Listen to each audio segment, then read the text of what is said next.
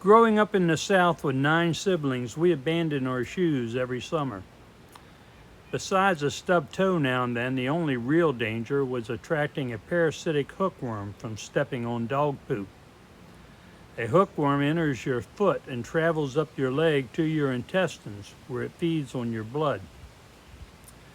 Those hookworms remind me of 3 Supreme Court justices, Roberts, Alito, and Thomas. For years, those 3 have been sucking the lifeblood from the American public. By that I mean to say, in addition to their regular paycheck, each has a sugar daddy, someone who provides them with expensive gifts and money, all in the euphemistic name of friendship. As time goes by, however, each sugar daddy has received reciprocal favors in the form of judicial rulings. In 2016, this lucrative arrangement was threatened when the DOJ asked the Supreme Court to affirm the conviction of Virginia Governor Bob McDonnell for doing exactly what those 3 justices were doing. To keep the dark money flowing to them, these justices convinced their fellow jurists, the parties involved, and the American public that having rich friends bestowing gifts was harmless. They accomplished this feat by keeping secret the existence of their own sugar daddies. They managed to keep that secret until 2023, years after transforming a crime into a mere ethics violation that Supreme Court justices are not bound by. When the secret came out, legal scholars and the American public jumped on the ethics debate, never realizing the true issue, the real crime committed by Roberts, Alito, and Thomas, was keeping the secret. Federal law forbids the concealment of a material fact within the judicial branch of government, carrying a punishment of 5 years in prison. Legal scholars might have overlooked the crime they committed, but Roberts, Alito, and Thomas certainly did not.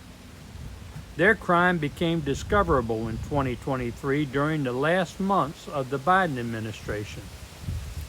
Imagine the fear these 3 must have felt when they saw the possibility that Kamala Harris, a career prosecutor, could become president.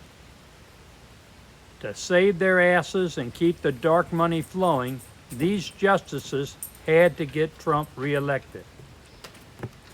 They used loony legalese to twist the very words of the 14th Amendment to allow Trump on the ballot.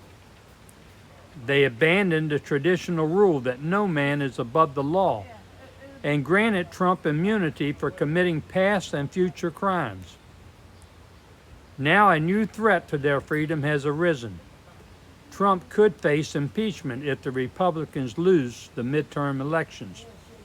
To again tip the election to the Republicans, the Roberts Supreme Court is reversing well-reasoned appellate decisions without explanation in what is known as the shadow docket.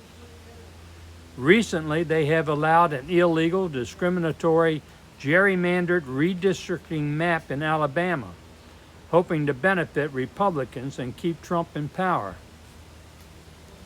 Supreme Court rules allow for the filing of a petition for rehearing, and such a request should be made.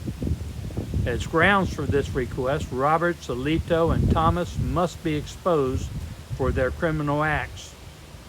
A copy of the McDonnell decision, devoid of any statement acknowledging their association with sugar daddies, should be submitted.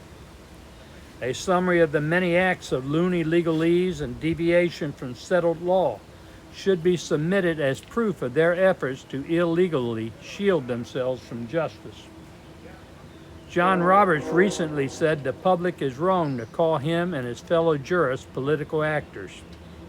I say they should be called criminal actors, in it for the money and desperate to stay out of jail.